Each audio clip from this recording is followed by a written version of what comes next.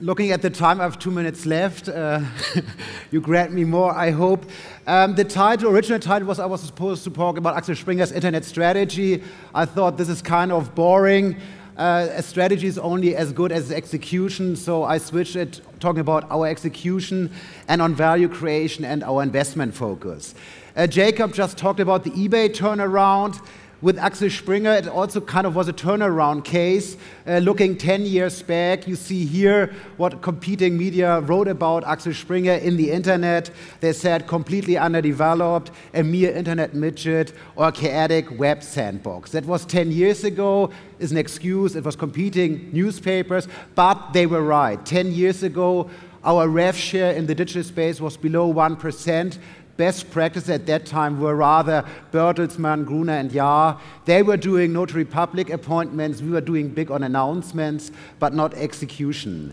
Then this guy showed up, Matthias Döpfner. He became a CEO chairman 10 years ago, and he kind of made it to a central theme to digitize, to transform Axel Springer. And now it's obvious, but at that time that was quite controversial. We are doing big losses at that time.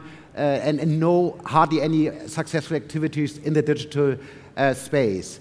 We have been executing since 2006 quite aggressively, and it's a dual track within Axel Springer. On the one hand, the strategic side, the organic way from print brands to media brands, and on the other hand, that's the acquisition part, buying into internet models. You see here, all over, we have done 140 investments, and have spent more than $1 billion. This year, a kind of a milestone, also a new model, if you compare the media space, a partnership with General Atlantic, the global growth investor. What we did is we took out of this portfolio 3 companies, 3 classified companies, bundled them under a new umbrella, and General Atlantic took a 30% share in this company. It was the beginning of this year, a nice marriage, a nice honeymoon, but we also quite heavily executed in the last couple of months. We have done 4 transactions. Matzak, German Media Group, took a small share in Immonet, but more important, we acquired Total Jobs Group here in UK, the market leader for job portals, and we also acquired Meinestadt, Alles Klar, that's the market leader in Germany for regional portals. And that's not on here. We yesterday announced the acquisition of Immoweb, the largest Belgian real estate portal. So we are really also executing the marriage. This morning we announced the figures for the first 9 months. We are doing in this group now more than, just for the first 9 months, more than 100 million EBITDA at a margin of more than 30%. So also, bottom line, very satisfied with the development. We love partnerships, so we are not monogamic, not just with General Atlantic, whether it's corporates, whether it's private equity, venture capitalists, or, and that's the most interesting part, partnerships with founders. Partnerships with founders in the sense we like to take over majority, but to keep the founders on board with an attractive model, attractive earn-out model to the benefits of both parties. A key issue for us is also when we invest, what potential is there for market leadership and what can we bring as smart money to the party to develop the companies to market leadership. And you see here just some examples of acquisitions we have taken, their former position when we invested, and how they have been developing over the years to market leaders. Just some examples. Here more examples where we are positioned as #1, Au Féminin, the women's portal. They are now in the 5 European core markets. #1, Orsanox, when we invested, it was a German market leader in affiliate marketing, now the European market leader.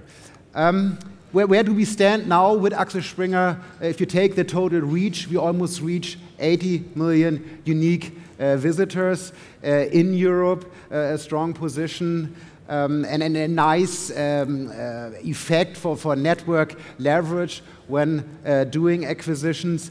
But traffic is nice. It's a means to an end, but it's basically not the end, what it's all about. At the end, it's about top line, bottom line growth, for us at least as a strategic investor. And if you take a look here, where we started in 2006, we were around 24 million of revenues. Last year, we almost hit the 1 billion revenue line. This year we definitely quite surpass it. But even more important, on the bottom line, you see here from 1 million EBITDA, last year 160 million, and we're way past 200 million in EBITDA for this year. One factor for us as a digital investors, our understanding how we manage the shareholding, the principle, it's not taking over majority and making them an organizational unit of Axel Springer, or fully integrating them into Axel Springer.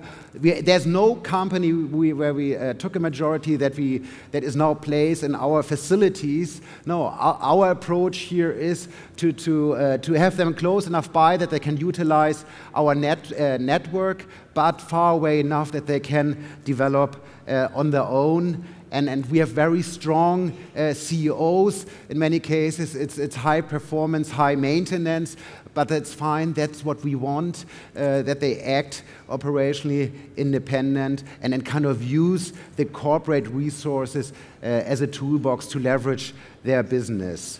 What are we looking for as an investor? There are many aspects, but the key ones, we always look where is a strategic fit, that is, where are there resources that we can utilize to leverage these activities. I showed you earlier, rather later stage, a very strong issue for us is that the founders remain on board, that they kind of bring some money behind the firewall, but there is a very nice upside for further growth. And we have many examples also of portfolio companies where they have sold majority and the remaining shares are now way more worth than what they originally sold. And that's kind of the best thing that could happen. It's a win-win situation for both parties. Last but not least, the last point, reasonable, fair valuation. So if your demands meets with our demands, let's get in touch. Thank you very much.